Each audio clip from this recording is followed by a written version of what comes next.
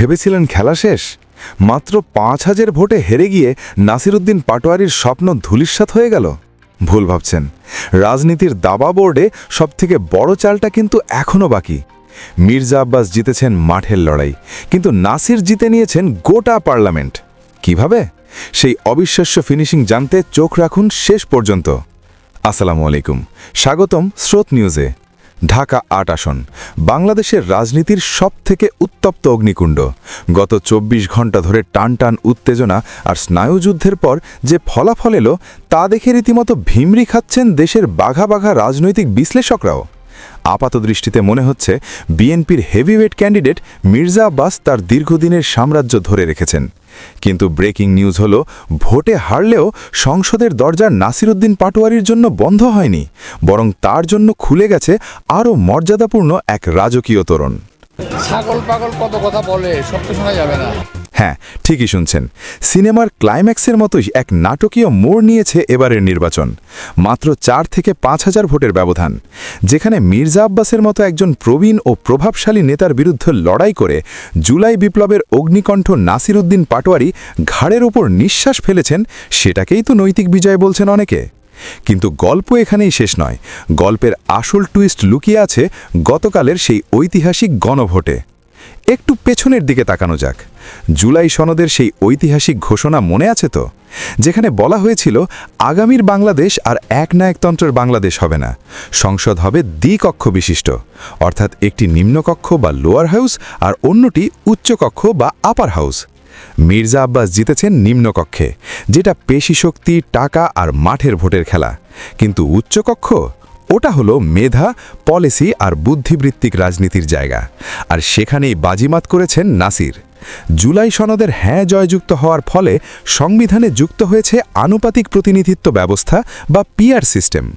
এর মানে হলো, সারা দেশ থেকে এনসিপি বা নাসিরউদ্দিনের দল মোট যে পরিমাণ ভোট পেয়েছে, সেই পার্সেন্টেজের হিসাবে তারা উচ্চকক্ষে বেশ কয়েকটি আসন নিশ্চিত করেছে। আর সেই তালিকার ১ নম্বরেই জ্বলজ্বল করছে নাসিরউদ্দিন পাটোয়ারির নাম। দর্শক, রাজনীতির এই গভীর বিশ্লেষণগুলো মূলধারার মিডিয়ায় আপনি পাবেন না। পর্দার আড়ালের এই সত্য খবরগুলো সবার আগে জানতে এবং দেশের রাজনীতির নারী নক্ষত্র বুঝতে এখনই সাবস্ক্রাইব করুন আমাদের চ্যানেল স্রোত নিউজ, আর পাশে থাকা বেল আইকনটি চেপে দিন, যেন সত্যের স্রোত থেকে আপনি হারিয়ে না যান। এখন প্রশ্ন হলো, উচ্চকক্ষে গিয়ে নাসিরউদ্দিন কি করবেন? এখানেই আসল খেলা।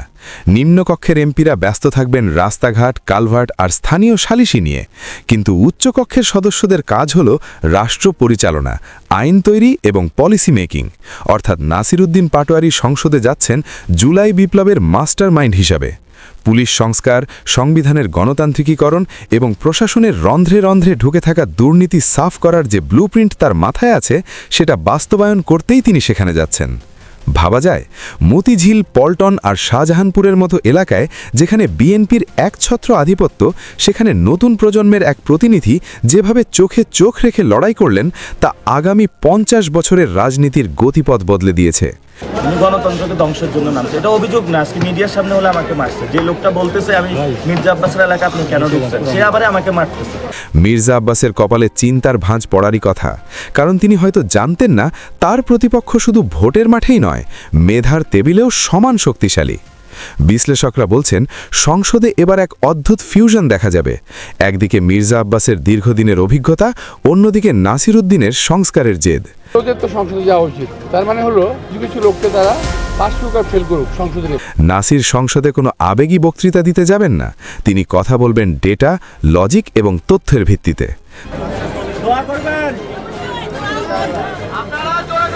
তার এই ইন্টেলেকচুয়াল পলিটিক্স বা বুদ্ধিভিত্তিক রাজনীতি সংসদের ফ্লোরে ঝড় তুলবে, এটা নিশ্চিত। তরুণ প্রজন্মের কাছে এর চেয়ে বড় অনুপ্রেরণা আর কি হতে পারে? তারা আজ দেখল, সততা আর যোগ্যতা থাকলে সামান্য ভোটের ব্যবধান কাউকে আটকে রাখতে পারে না। জুলাই সনদ আজ নাসিরকে শোষণ নয়, বরং সম্মান দিয়ে সংসদে নিয়ে যাচ্ছে। যারা ভেবেছিলেন নাসিরের পরাজয়ে জুলাই বিপ্লবের স্পিরিট কমে যাবে, আজকের এই সমীকরণ তাদের গালে এক শক্ত চপেটাঘাত।